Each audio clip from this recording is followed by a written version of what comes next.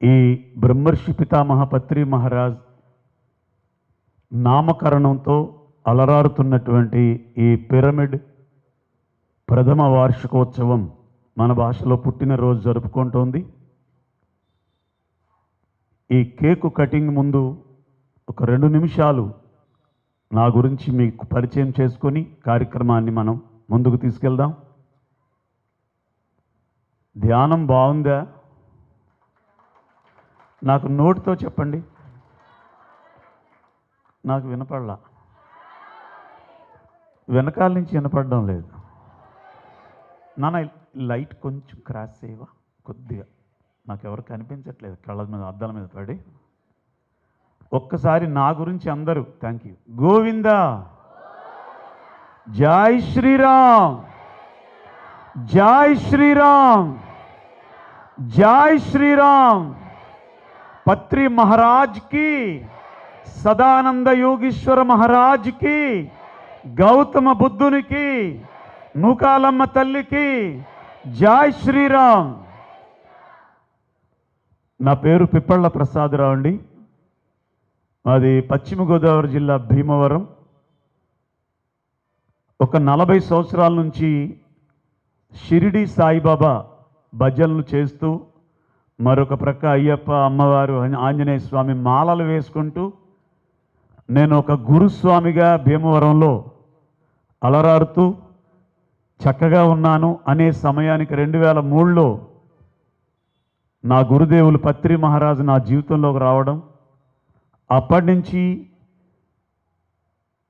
నాకు భగవంతుని పట్ల ఉన్నటువంటి అవగాహన పూర్తిగా మార్పు చెందింది.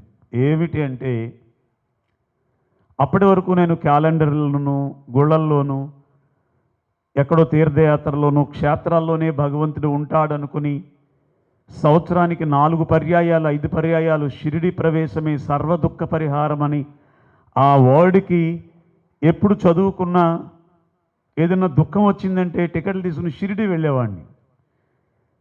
పత్రి మహారాజు వచ్చిన తర్వాత ఏమిటయ్యా ఈ ధ్యానం ద్వారా నీకు కలిగినటువంటి అవగాహన అని మీరు అడిగితే, మొట్టమొదట నాకు షిరిడిలోనే కాదు, ఎలమంచిల్లోనే కాదు, అన్ని చోట్ల అన్ని అణువుల్లోనూ ఆ భగవంతుడు ఉన్నాడ్రా అని ఆయన మా అందరి చేత ఆచరింపచేశాడు.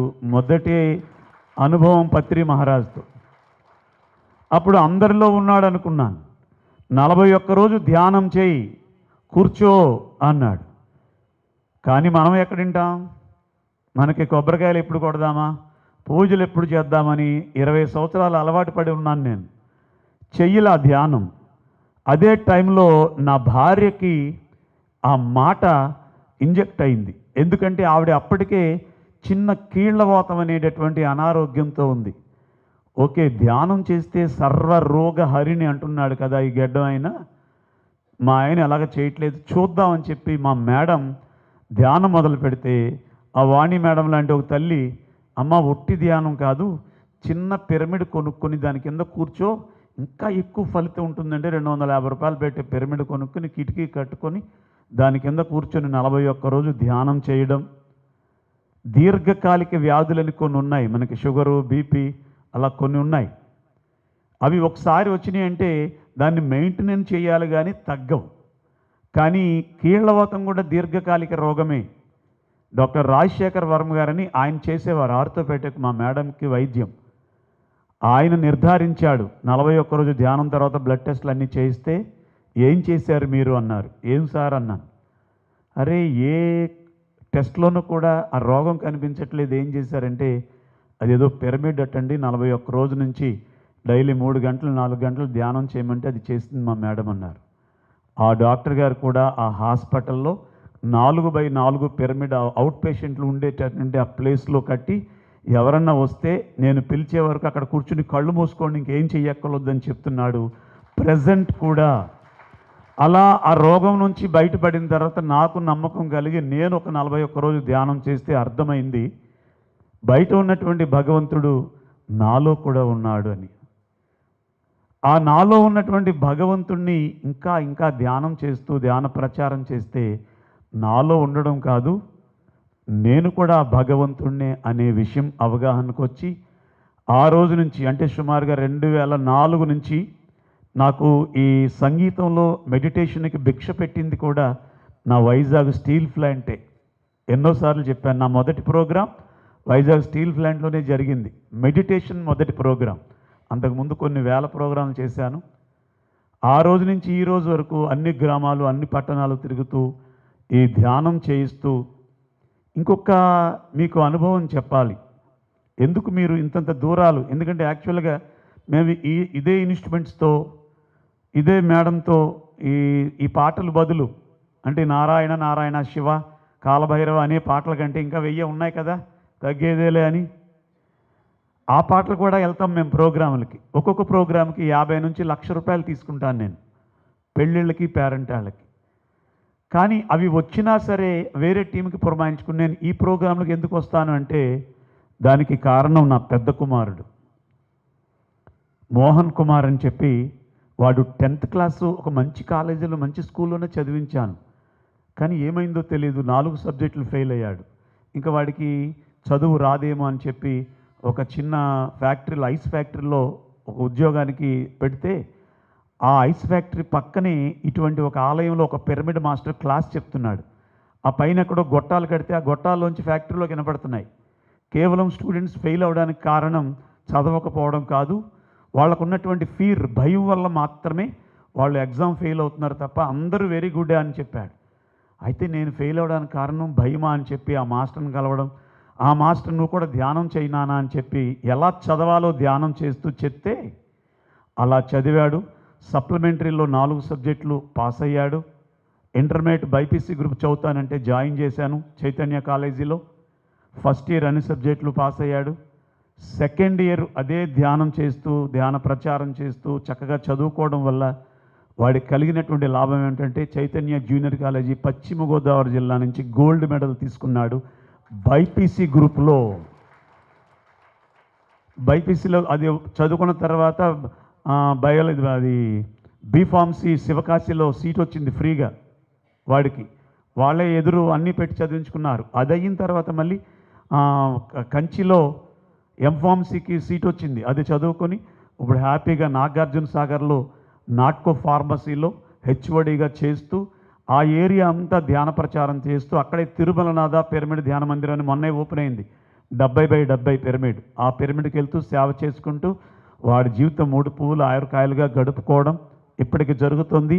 వాడి వల్ల నేను మరి కాస్త ఈ ధ్యానం అందరికీ అందించాలని కాలేజీలకి గ్రామాలకి తిరుగుతూ మా సంగీతంతో ఈ పాటలకి అందరికీ రంజింపచేస్తూ నేను ఏదైతే చెప్పాలనుకున్నానో దాన్ని చక్కగా చెప్తూ వెళ్తున్నటువంటి నాకు ఈ రోజున ఇంతమంది దేవుళ్ళను నాకు అందించినటువంటి కాశీ గారికి, వారికి సహకరించినటువంటి మీ అందరికీ మొట్టమొదటిగా నేను ప్రణామాలు తెలియజేస్తూ మరికొన్ని నా అనుభవాలు మీ ముందుంచుకునే ప్రయత్నం చేస్తూ, ఇందాక మేము ఎర్లీగా వచ్చేసాం, ఆయన ఇక్కడే కూర్చున్నారు. ఏమయ్యా నా గురించి మైకులో చెప్తావేంటి అనుకుంటారేమో, దయచేసి అన్యదా భావించొద్దు. పెద్ద ఆయన వచ్చి కూర్చుని ఇవన్నీ సర్దుకుని వెళ్దామని చెప్పి అన్నీ సర్దుకుంటుంటే ఒక ఆయన లోపలికి వచ్చి ఏంటి అన్నాడు. ధ్యానం కార్యక్రమం అండి అన్నా. గబ వెళ్ళిపోతున్నాడు బయటికి. బాబా ఇలా రా అన్నాను. ఏంటి అన్నాడు. వెళ్ళిపోతున్నావు బాబాయ్ అన్నాడు. నేను రాను, నేను ఏదో అనుకుని వచ్చాను, ఇవన్నీ చూసి మూసికెళ్ళినట్టు అనుకుని వచ్చాను, నేను ఉండను వెళ్ళిపోతాను అన్నాడు. అన్నాను. నేను ఉండను వెళ్ళిపోతాను అన్నాడు. అంతే, ఇక్కడే ఉన్నాడు పాప ఆయన. ఏం బాబాయ్ ఏంటి నీకు ఇబ్బంది ఏంటి అని అడిగాను. అడిగితే ఇంతకుముందు ఎవరో మేడం ధ్యానం క్లాస్ కింద తీసుకెళ్ళిందంట 2 సార్లు. ఆవిడెవరు, ఈ ఊరు ఇందాక మాట్లాడారు ఎవరండి? కృష్ణవేణి మేడం. ఏదో ఆవిడ ఇక్కడ ఉన్నారా? అమ్మ ఇక్కడ మీరు తీసుకెళ్లారంట 2 క్లాసులకి. ఆయన మిమ్మల్ని మీకు పరిచయం చేస్తాను, కూర్చోండి. ఆయన పేరు అన్నీ కూడా మీకు పరిచయం చేస్తాను. మీరు క్లాస్కి తీసుకెళ్తే 2 క్లాసులకు వచ్చాడంట ఆయన. 2 క్లాసులు బాగున్నాయంట, లాస్ట్లో మాత్రం చాలా బాధపడి వెళ్ళిపోయాడంట ఆయన. ఎందుకు బాధపడ్డావు బాబాయ్ అన్నాను. ఆవిడ తీసుకెళ్ళింది క్లాస్ అని, ఆ ధ్యానం మాస్టర్ చాలా బాగా చెప్పాడు, గంట భగవద్గీత అన్నాడు, అది అన్నాడు, ఇది అన్నాడు, ఇది అన్నాడు. చివరిలో మాత్రం మొక్క తినొద్దంటున్నాడు. ఏమనుకుంటున్నారు మీరు అసలు? ధ్యానం చెప్తే చెప్పండి, మాంసం వద్దంటారా మీరు? నువ్వు కూడా ఆ గడ్డ ఉంది నీకు, నువ్వు కూడా దానికి సంబంధించిన నేను ఉన్న వెళ్ళిపోతున్నాను అంటున్నాడు. పాపం బాబాయ్ చేయి పట్టుకున్నాను నేను. బాబాయ్ కాదు, ఈవేళ పాటలు ఉంటాయి, మాంసం వద్దని నేనే చెప్పను, రా బాబాయ్ బాగుంటుంది ప్రోగ్రాం అంటే ఇంటికి వెళ్ళి వాళ్ళ భార్యను కూడా తీసుకొచ్చాడు ఆయన. ఒకసారి గట్టిగా చప్పట్లు కొడదాం ఆయనకి. ఇక్కడ చాలామందిలో ఉన్నటువంటిది ధ్యానం చేస్తే మాంసం మానేయాలి, ధ్యానం చేస్తే మొక్క తినకూడదు. ఎందుకు ధ్యానం చేస్తేనే మానేయాలా? అలా రూలేం లేదు. మనం మనిషిగా ఉన్నాం కనుక మన ఆహారం శాకాహారం అని పెద్దలు చెప్పారు. అది 100% సత్యం, వాస్తవం కూడా కాదు. వాస్తవం వేరు, సత్యం వేరు అని నమ్మి ఆచరించాం, దానివల్ల లాభాలు పొందాం కనుక దాని గురించి ఆ మేడం వాళ్ళ క్లాసుల్లో చెప్పుంటారు తప్ప మీకు ఎలా బాగుంటుందంటే అలా చేసేయండి. కానీ చేసేసే ముందు ఒకసారి ప్లే చేయండి స్వామి. నాకు గోవిందుడు అంటే చాలా ఇష్టం. అందరూ 2 నిమిషాలు గోవింద నామాలు చెప్పుకుందాం, ఈ టైం చాలా బాగుంటుంది కనుక. ఒకసారి గోవిందా, నాకు వినపడలేదు, గోవిందా.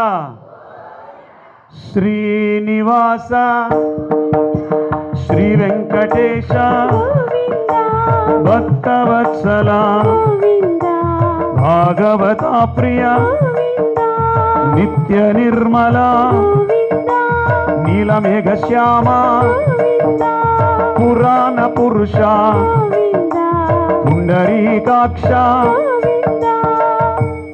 తిరుపతి ఎవరు వెళ్ళారండి? తిరుపతి వెళ్ళిన వాళ్ళు చేతులు ఎత్తండి. నేను చాలాసార్లు వెళ్ళాను, 2 చేతులు ఎత్తాను. ఇక్కడ ఉన్న వాళ్ళు అందరూ తిరుపతి వెళ్ళారు. చిన్న సంఘటన చెప్తాను. మనం తిరుపతి వెళ్ళినప్పుడు విఐపీలు అంటే డైరెక్ట్గా వెళ్ళిపోతారు అనుకోండి, వాళ్ళ గొడవ మనకు లేదు. మనం విఐపీలు కాదు కనుక లైన్లో వెళ్తాం. ఆ గదులు గదులు గదులు గదులు ఉంటాయి. ఆ గదుల్లో ఏం చేస్తారు? పెరుగన్నం, అయ్యో ఇంకా టీ కాఫీలు, సాంబార్ అన్నం కూడా పెడతారమ్మా, నాకు పెట్టలేదురా, సాంబార్ అన్నం ఇవన్నీ పెడుతూ ఉంటారు. ఈ చిన్న చిన్న స్పీకర్లోంచి గోవింద నామాలు వినపడుతూనే ఉంటాయి. మనం తింటూ ఉంటాం, తలపుతో మధ్య మధ్యలో గోవింద అంటూ ఉంటాం కదా. శ్రీనివాస శ్రీ వెంకటేశ భక్తవత్సల భాగవత ప్రియ ఏడుకొండవాడ వెంకటరమణ గోవింద. నాలంటూ ఎవడో గట్టిగా అంటాడు ఇలాగ. ఎందుకని? ఈ గదిలోంచి ఆ గదిలో తలుపులు తీస్తారు కదా, బొలో మళ్ళీ పరపర గోవింద అంటాం కదా. ఈ గదులన్నీ అయిపోతాయి. చివరి గదిలోకి వచ్చేసామనుకోండి, చివరి గదిలోంచి బయటకు వస్తే చక్కగా లైన్లో ఎదురుగా ఆజానుబాహుడు కదా మన స్వామివారు, రారా నీకు ఏం కావాలో పట్టుకెళ్ళరా అంటూ ఉంటాడు ఆయన తిరుపతిలో. చక్కగా మనం గోవింద గోవింద అంటూ ఆయన దగ్గరికి వెళ్తాం కదా. ఆయన దగ్గరికి వెళ్తూ ఉండగా కూడా గోవింద నామాలు వినపడుతూనే ఉంటాయి. చక్కగా అందరూ ఇంకా గట్టిగా అంటూ ఉంటారు, శ్రీనివాస శ్రీ వెంకటేశ భక్తవత్సల భాగవత ప్రియ మత్స్యావతార కూర్మావతార శ్రీ శ్రీనివాస శ్రీ వెంకటేశ గోవింద. హరి గోవింద గోకుల నందన గోవింద గోవింద హరి గోవింద వెంకటరమణ గోవింద గోవింద హరి గోవింద వెంకటరమణ గోవింద గోవింద హరి గోవింద గోకుల నంద గోవింద గోవింద హరి గోవింద గోకుల నంద గోవింద గోవింద హరి గోవింద వెంకటరమణ గోవింద గోవింద హరి గోవింద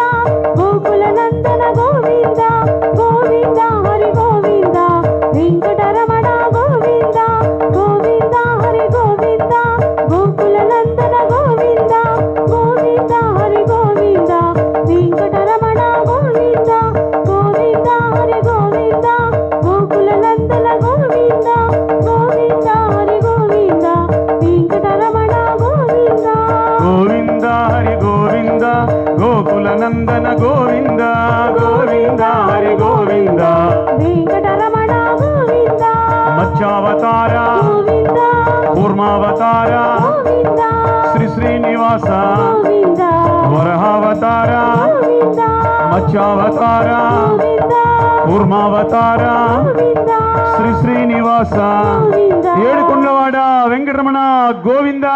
గోవింద ఏమై ఉంటుంది? దర్శనం అయిపోయింది. అమ్మయ్య, బయటికి వస్తూ వస్తూ అక్కడ 2 లడ్డూలు ఇస్తారు కదా, ఓ లడ్డు ముక్క నోట్లాడేసుకున్నాం, ఇంటికి వచ్చేసాం. ఇక్కడ ఒక చిన్న విషయం మనవి చేయాలనుకుంటున్నాను నేను. మనం స్వామివారి ముందు నిలబడ్డాం, అందరు చక్కగా ఆయన చూస్తే ఇంకా హుషారు వచ్చేస్తుంది. మత్స్యావతార వరహావతార కదా, హుషారుగా ఉంది కదా. ఇప్పుడు చెప్పండి అమ్మా, మత్స్యము అంటే ఏంటి? చెప్పట్లేదు అందరూ, అర్థమైపోయినట్టుంది సినిమా, గట్టిగా చెప్పాలి. చేప మత్స్యం అంటే, మరి తిరుపతిలో స్వామివారి ముందు నిలబడి మత్స్యావతార అంటే మనం ఏమన్నాం? గోవింద అన్నాం. అంటే మత్స్య రూపంలో ఉన్నటువంటి ఓ వెంకటేశ్వర, ఓ నారాయణ, ఓ పరమేశ్వర, జగన్మాత, నిన్ను శరణు పెడుతున్నానని చెప్పి అక్కడ చేసి, అదే భక్తుడు ఇంటికి వచ్చి నేను చూశాను, చక్కగా తెల్లవారు లేచిన తర్వాత చక్కగా స్నానం చేసి పట్టుబట్టలు కట్టుకున్నాడు. ఓం కేశవాయ స్వాహ, ఓం నారాయణ స్వాహ, ఓం మాధవాయ స్వాహ, ఓం గోవిందని మహా, ఓం ఋషికేశ పద్మనాభాయ మహా. ఏమే కోరుడి కింద తిరుపతిలో ఏమన్నాడు? గోవింద. ఇంటి దగ్గర అదే ఉడుకుతోంది, కోరుడి కింద. అంటే గోవిందకేకే ఉడికిందాకి తేడా లేదా? అరే ఏం దౌర్భాగ్యం అండి. నువ్వు అనుకుంటే తిరుపతిలో స్వామి వెంకటేశ్వర స్వామి అయిపోవాలా, ఇంటికి వచ్చిన తర్వాత నీ గిన్నెలో కూర అయిపోవాలా? ఇవన్నీ మేము ప్రాక్టికల్గా అనుభవించున్నాం. అందుకని చెప్పడం తప్ప మరొకటి కాదు. పిఠాపురం దగ్గర కుక్కుటేశ్వర స్వామి ఆలయం ఉంది. పిఠాపురంలో శ్రీపాద శ్రీవల్లభ స్వామి దత్తాత్రేయ స్వామి వారి యొక్క స్వయంభూ ఉన్నటువంటి ఆలయంలో కుక్కుటేశ్వర స్వామి ఆలయం. కుక్కటం అంటే కోడి, శివుడు కోడి రూపంలో ఉన్నాడు అక్కడ. ఆ కుక్కుటేశ్వర స్వామికి అక్కడ కార్తీక మాసంలో అసలు ఖాళీ ఉండదు, ఇసుకేస్తే రాలరు. అక్కడ ఓ దన్నాలు పెట్టేసి ఇంటికి వచ్చి, ఏమే నల్లకోడి పెట్ట రెడీ అయ్యిందా? అక్కడ కోడికేమో దన్నాలు, ఇక్కడ కోడికేమో రక్తపాతాలు. అందుకు చెప్పడం తప్ప, పెద్ద అయినా దయచేసి అర్థమైంది అనుకుంటా, నిన్ను మానమని మేము చెప్పట్లేదు. కానీ ధర్మం ఏమిటి? ధర్మం అంటే అసలైన ధర్మం అహింసా పరమో ధర్మ. మా గురువు మాకు అది చెప్పాడు, మేము ఆచరిస్తున్నాం. మా జీవితాలు 3 పువ్వులు 36 కాయలుగా ఉంది కనుక మాలా అందరూ ఆనందంగా ఉండాలని ఒక ఆలోచన తప్ప మరొకటి కాదని మనవి చేస్తూ, గోవిందా. చక్కగా మనం కేక్ కట్ చేసుకుందాం. తరువాత ధ్యానం వల్ల ఎన్ని లాభాలు ఉంటాయో, ఇక్కడ ఎంతమంది ఎన్ని లాభాలు పొందారో ఆ లాభాలన్నీ కూడా మీ ముందు ఆవిష్కరింపబడి చేస్తూ చక్కగా ఈ కార్యక్రమాన్ని ముందుకు తీసుకెళ్దామని మనవి చేస్తూ, ఇప్పుడు కేక్ కట్ చేసుకుందాము. చక్కగా యలమంచిలి పిరమిడ్ స్పిరిచువల్ సొసైటీకి ఇంకొక మంచి ఆణిముత్యం దొరికింది. ఎందుకు ఆణిముత్యం అన్నానంటే, ఇక్కడికి సోంపేట 270 కిలోమీటర్లు. ఆ సోంపేట పక్కన చిన్న పల్లె బురదపాడని, అక్కడి నుంచి ఇంత దూరం, ఒకవైపే 270 కిలోమీటర్లు. అక్కడి నుంచి ఇక్కడి వరకు ప్రోగ్రాం ఉందంటే 2 రోజుల ముందే వచ్చారు స్వాతి మేడము. ఆ మేడం గట్టిగా చప్పట్లు కొట్టుకుందాము. అంతటా తానే ఉండి నడిపిస్తున్నారు అనమాట. ఆమెకు కూడా మరి గుర్తించాలి కదా మనం. ఓకే, కేక్ తీసుకొస్తున్నారు కూడా ఆమెనే. రండి మేడం, రండి మేడం. రేవతి మేడం, వాణి మేడం, అందరూ మేడమ్సే. కాశీ గారు మెయిన్. కాశీ సార్ రావాలి, ఎక్కడున్నా వస్తున్నారా? సత్యనారాయణ గారు ఇక్కడ మన Yalamanchili pyramid spiritual society masters, main masters అంతా. కృష్ణవేణి మేడం, అందరూ రావాలి. సత్యనారాయణ గారు, శంకర్రావు గారు, గాంధీ గారు, అందరూ మెయిన్ మాస్టర్స్ అంతా రావాలి. చక్కగా కేక్ కట్ చేసుకుందాం. Roopa madam, Yalamanchili Roopa madam, Yalamanchili masters అంతా రావాలి. గాంధీ గారు రండి.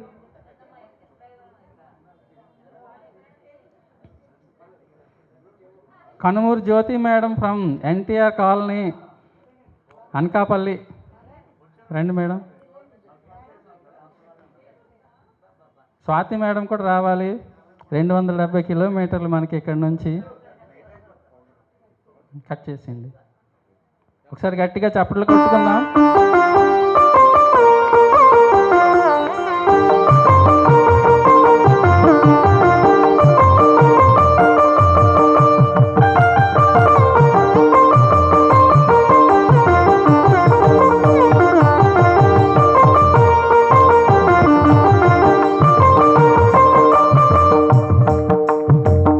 చప్పట్లు కొట్టుకుందాము.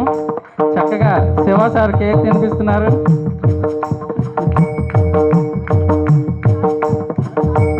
కాశీ గారు cake తినిపిస్తున్నారు.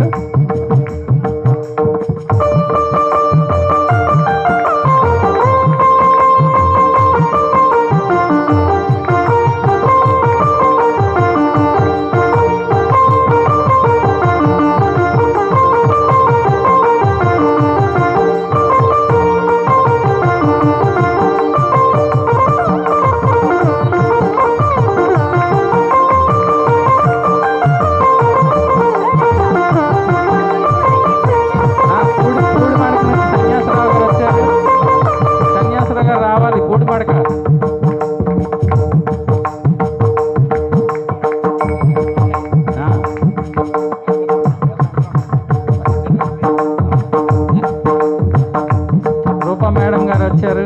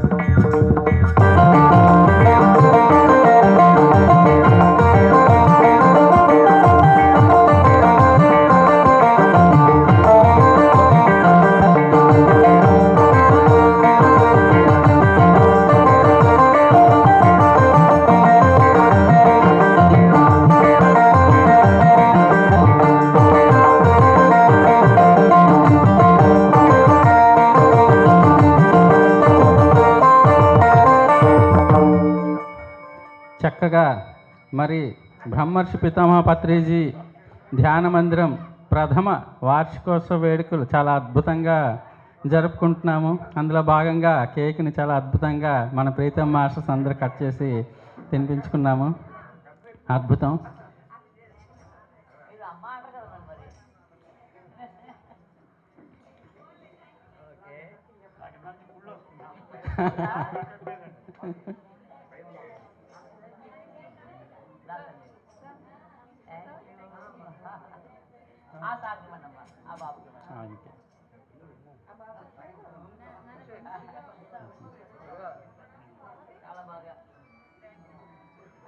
Thank you madam.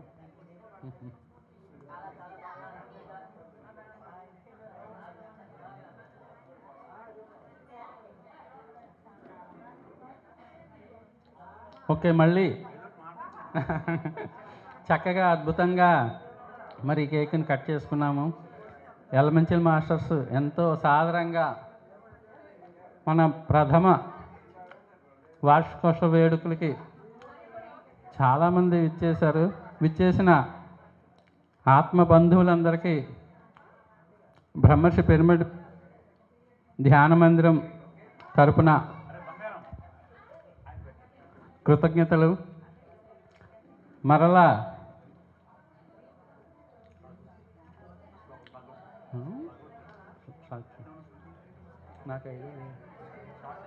Okay okay మామూలుగా ఓకే, చక్కగా ఒక 4-5 శ్లోకాలు పాడుకుందాము.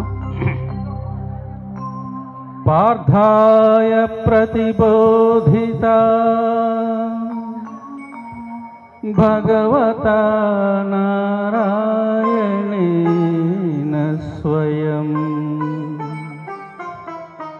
వ్యాసేన గ్రథితా పురాణమునినా మధ్యే మహాభారతం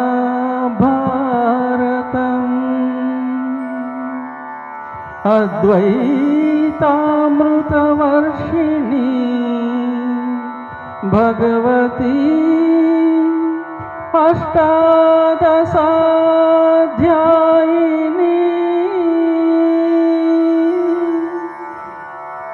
అంబా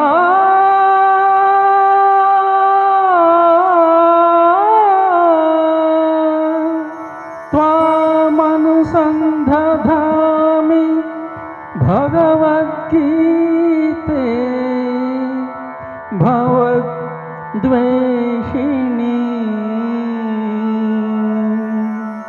భగవద్గీతే భవద్వేషిణి. 18 అధ్యాయాలు గల భగవద్గీతని సాక్షాత్తు శ్రీకృష్ణ పరమాత్మ వ్యాస భగవానుడి ద్వారా మనకి అందించడం జరిగింది. అద్భుతమైన జీవిత సత్యాలని భగవద్గీత శ్లోకాల ద్వారా మనకి శ్రీకృష్ణ పరమాత్మ వారు వేదవ్యాసుల ద్వారా అందించారు. వాసాంసి జీర్ణాని యథా విహాయ నవాణి గృహ్ణాతి నరోపరాణి తథా శరీరాణి విహాయ జీర్ణ అన్యాని సంయాతి నవాని దేహే. మనము చిరిగిన వస్త్రాలను వదిలి నూతన వస్త్రాలని ఎలాగైతే ధరిస్తామో, నీవు చిరిగిన వస్త్రాలను వదిలి నూతన వస్త్రాలను ఎలాగైతే ధరిస్తావో, అలాగే ఈ శరీరము శిథిలమైన తర్వాత ఈ శరీరాన్ని వదిలేసి నీవే నూతన శరీరాన్ని ధరిస్తావు. మరణమే లేని శాశ్వతమైన ఆత్మవు నీవు. యథైతాంసి సమిద్ధోగ్ని భస్మసాత్ కురుతేర్జున జ్ఞానాగ్ని జ్ఞానాగ్ని సర్వకర్మాణి భస్మసాత్ కురుతే తథా భస్మసాత్ కురుతే తథా. బాగా ప్రజ్వలిల్లుతున్న అగ్ని ఎలాంటి కట్టెలనైనా కాలి బూడిద చేసేస్తుంది అన్నమాట. అలాగే జ్ఞానం అనే అగ్ని ఎలాంటి కర్మలనైనా, అవి సంచిత కర్మలా, ప్రారబ్ధ కర్మలా, ఆగామి కర్మలా అని చూడదు, ఎలాంటి కర్మలనైనా దగ్ధం చేసేస్తుంది. అంత అద్భుతమైన జ్ఞానము మనకి రావాలి అంటే ప్రతి ఒక్కళ్ళము ఖచ్చితంగా ధ్యానము చేయాల్సిందే, అందులో సందేహమే లేదు. ఆ బ్రహ్మ భువనాలోకా పునరావర్తినః అర్జునా మాముపేత్యతు కౌంతేయ పునర్జన్మ న విద్యతే పునర్జన్మ న విద్యతే. ఆ బ్రహ్మ ఉండే భువనాల్లోకాల వరకు నీవు చేరుకున్నా మరలా నువ్వు జన్మించవలసిందే భూమి మీద. మరి నేను ఉండే అనగా పూర్ణాత్మ పరమాత్మ ఉండే సత్యలోకానికి నువ్వు చేరుకున్నప్పుడు నీకు మరల జన్మమే ఉండదు. సత్యలోకాన్ని చేరుకోవాలి అంటే సత్యం తెలుసుకోవాలి. ఏంటా సత్యము? నీవు శరీరము కాదు, ఆత్మ అన్నదే సత్యము. ఆ సత్యాన్ని ఎప్పుడైతే అనుభవ జ్ఞానంగా మార్చుకుంటావో అప్పుడు నీవు శాశ్వతమైన సత్యలోకానికి వెళ్తావు. నీకు మరలా జన్మమే ఉండదు. మరి సత్యం తెలియాలి అంటే జ్ఞానం రావాలి. జ్ఞానం రావాలి అంటే ధ్యానము తప్పనిసరి. భగవద్గీత అద్భుతమైన విజ్ఞానాన్ని మనకి అందిస్తుంది. కృతజ్ఞతలు.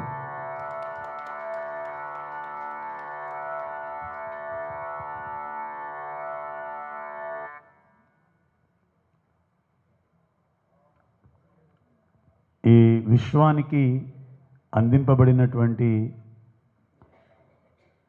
హైయెస్ట్ ఎనర్జీ ఉన్నటువంటి ఒకే ఒక గ్రంథం భగవద్గీత.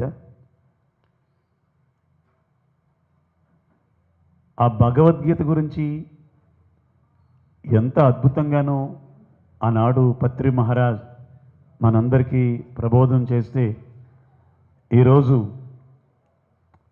గాంధీ గారు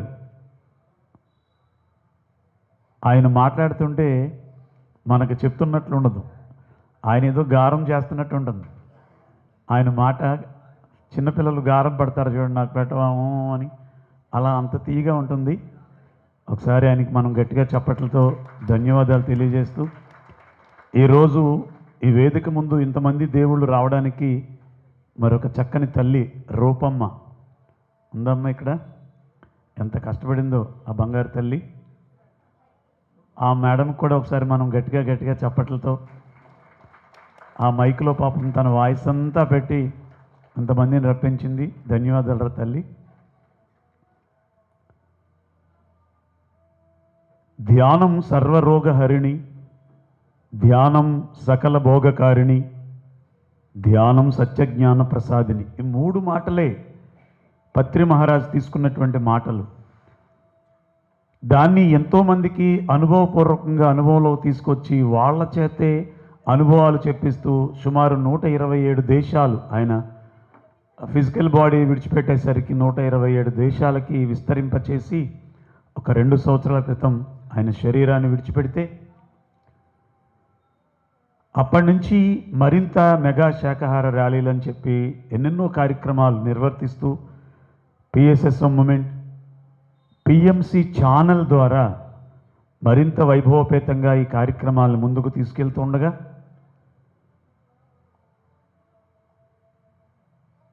ఒక చిన్న అనుభవం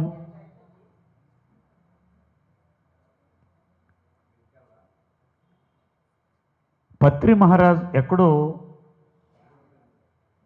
ప్రకృతిని పరిరక్షించుకోవాలి అని ఒక చిన్న మాట అని, అరే ఇక్కడ ఎక్కడైనా మొక్కలు దొరుకుతాయా, మనం కొన్ని మొక్కలు ఇక్కడ నాటుదాం అని అంటే, సరే ఎవరో వెళ్ళి ఒక 4-5 మొక్కలు దొరికితే దగ్గరలో తీసుకురావడం, అవి నాటడం. ఒక లారీ డ్రైవరు అంటే పొట్టు అమ్ముకుంటాడనమాట, చూసి, ఓహో గురువుగారు మొక్కలు నాటమంటున్నారు కదా, అందరూ ధ్యానం చెప్తున్నారు, నాకు భాష రాదు, నేను ధ్యానం చెప్పలేను, ఆయన నా ఈ ఆకారం చూస్తే నా మాట ఎవరింటారు అని చెప్పి మొక్కలు నాటడం మొదలుపెట్టాడు. అంటే పత్రి మహారాజ్ బాడీ వికెట్ చేసే ఒక 3 నెలలు 4 నెలల ముందు జరిగినటువంటి సంఘటన. అంత నీరసంలో కూడా ఆయన ఆ పని చేశారు. అది చూసినటువంటి ఆ వ్యక్తి కేవలం ఈ 2 సంవత్సరాల్లో 4,38,000 మొక్కలు నిన్నటికి నాటాడని చెప్పి కలెక్టర్ గారు ఆయనకి సన్మానం చేశారు అనంతపూర్ జిల్లాలో. రేపు మేము 27వ తారీఖు నుంచి ఆ జిల్లాలోనే నేను 10 రోజులు కార్యక్రమాలు డేట్లు ఇచ్చాను వాళ్ళకి.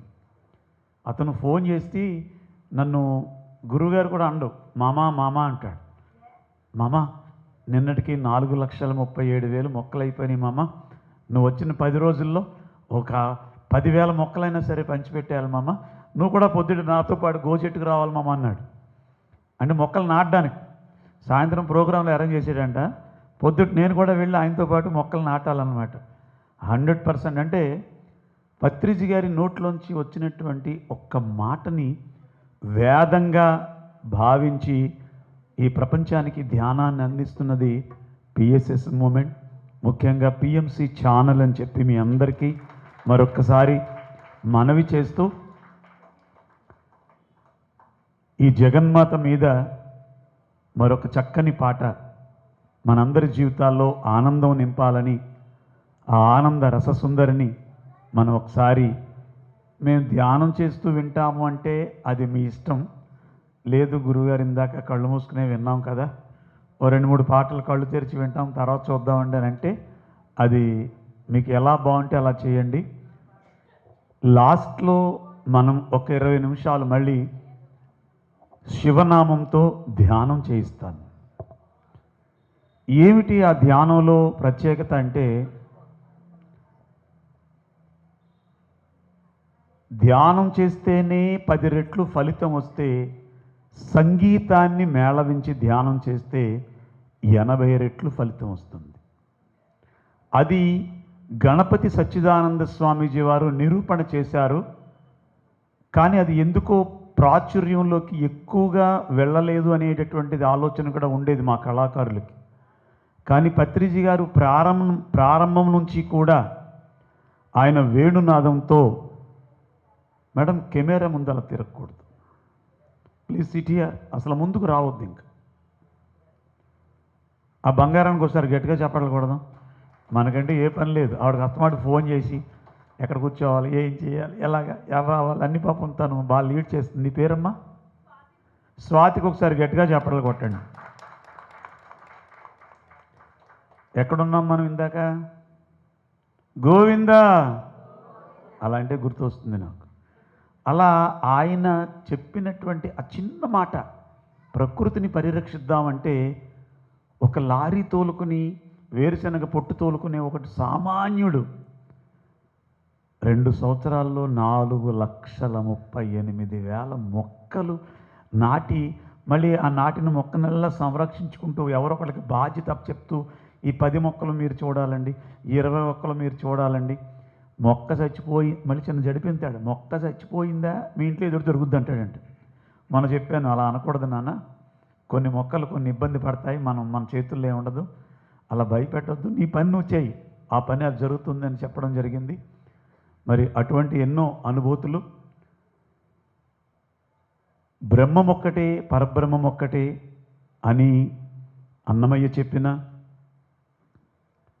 బ్రహ్మమనంగ పరదేశమున లేదు, బ్రహ్మమనంగ తానే బట్టబయలు, తన్ను తానెరిగిన తానేపు బ్రహ్మంబు విశ్వదాభిరామ వినురవేమని యోగి వేమన చెప్పిన, సబ్కా మాలిక్ ఏక్ హే పగలూరే ఈ ధ్యానం పరమాత్మునిలో లీనమని షిరిడి సాయి చెప్పిన, ఇవన్నీ కూడా ఒకే కోవకి చెందినవి.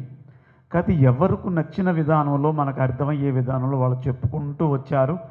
మరి ఆ అనుభవాలు కొన్ని మనం తీసుకునే ముందు ఆ జగన్మాత ఒడిలో కూర్చున్నాం గనక ఆ ఆనంద రస సుందరిని మనందరం ఒక్కసారి చక్కని ఈ పాటతో ఈ దుర్గా మేడం గారు ఆలాపన చేయగా మనం విని మళ్ళీ కొన్ని అనుభవాల్లోకి వెళ్దాం.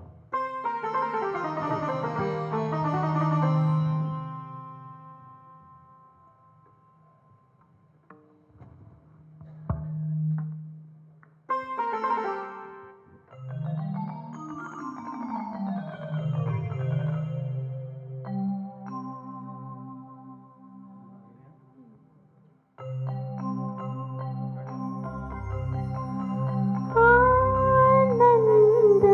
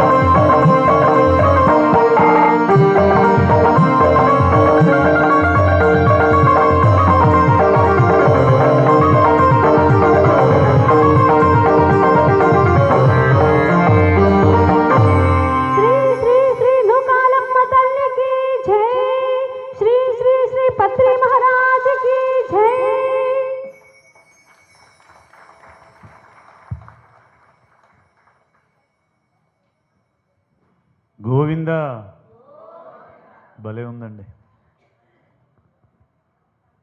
నేను ఒక విషయాన్ని గమనించాను ఇక్కడ.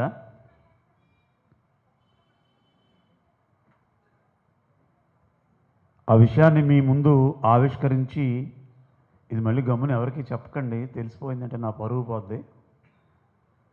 ఎవరు చెప్పరు కదా, స్వాతి తప్ప ఎవరు మాట్లాడట్లేదు.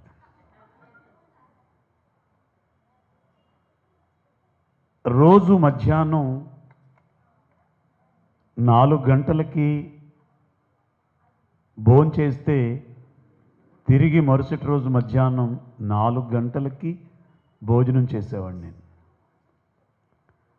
అక్కడ ఎవరో ఫోన్ మాట్లాడుకున్నారు, బయట పోమను. ఎవరినైనా అడిగితే ఏం చెప్తారంటే, మీరు చాలా బిజీ కదా అండి, అందుకనే మీరు ఖాళీ లేక భోజనం చేయట్లేదేమో అని అనేవారు. కానీ ఈ విషయం ఎక్కడ చెప్పలేదు, ఎందుకో చెప్పాలనిపించింది, నా ఎలమంచిలు అనిపించింది. ఖాళీ లేక భోజనం చేయకపోవడం కాదు, తినడానికి తిండి లేక మధ్యాహ్నం 4 గంటలకు భోజనం చేస్తే మళ్ళీ మా అమ్మగారు మరుసటి రోజు మధ్యాహ్నం 4 గంటలకు భోజనం పెట్టేవారు. నేను ఒక చిన్న షాప్లో పనిచేసి ఒక 2 రూపాయలు, మా అన్నయ్య గారు ఒక 3 రూపాయలు, మా పెద్దన్నయ్య గారు ఒక 5 రూపాయలు, అలా 10 రూపాయలు తెచ్చిస్తే వాటన్నిటికీ పచారీ కొట్టుకెళ్ళి అప్పుడు కొనుక్కొచ్చి 3 గంటలకి వంట మొదలు పెడితే 7గురు సంతానం ఆ పొయ్యి చుట్టూ కూర్చుంటే 7 గంటలకి, ఆ 4 గంటలకి గబగబా పొయ్యి కింద దింపి ఆ వేడి వేడి వేడి అన్నం పెడితే మళ్ళీ మరుసటి రోజు మధ్యాహ్నం 4 గంటల వరకు ఆ భోజనం కోసం వెయిట్ చేయడం. ఆ మరుసటి రోజు గట్టిగా వర్షం వచ్చిందనుకోండి, ఎవరికి పని లేదు, మళ్ళీ రెండో రోజు మధ్యాహ్నం వరకు వెయిట్ చేశాం.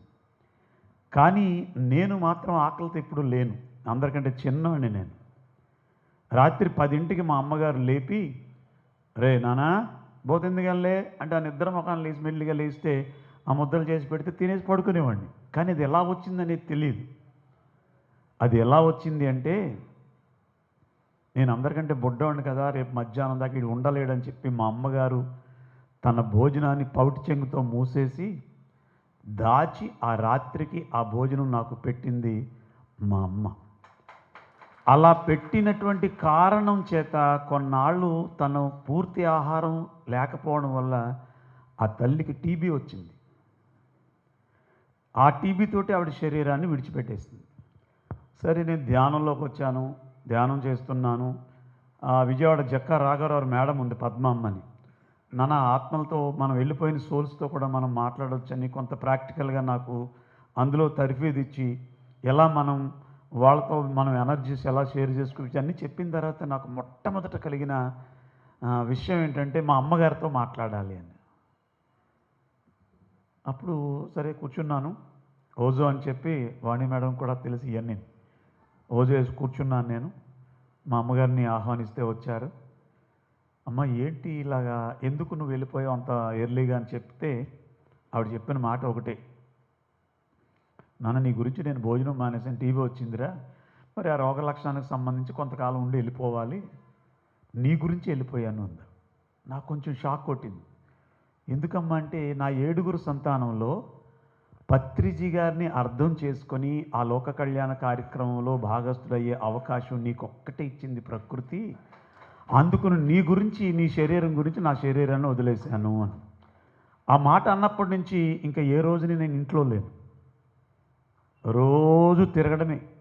పత్రిజీ గారు ఎంత తిరిగారో అన్ని ఊళ్ళు, అన్ని గ్రామాలు, కొన్ని వందల వేల లక్షల కిలోమీటర్లు తిరుగుతూ గడచిన సంవత్సరం 23 కంట్రీస్లో కూడా ఈ ధ్యాన ప్రచారం చేసి వచ్చే లాభం కలిగింది. ఇవన్నీ ఎందుకు చెప్పానంటే,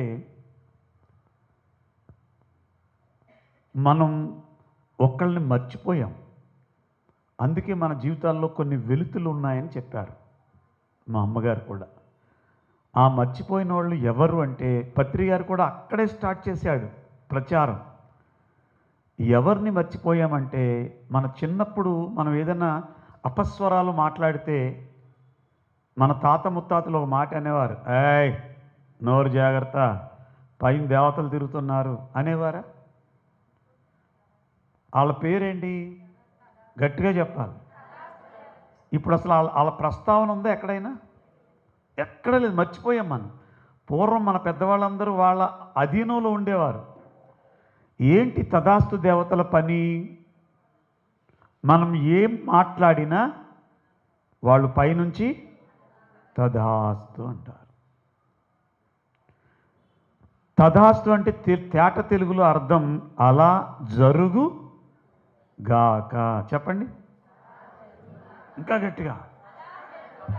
అంతే. ఇప్పుడు నేను ఎవరినైనా అక్క ఎలా ఉన్నావు అన్నాను అనుకోండి, నేను చాలా బాగున్నాను రబ్బాయ్ అందావిడి.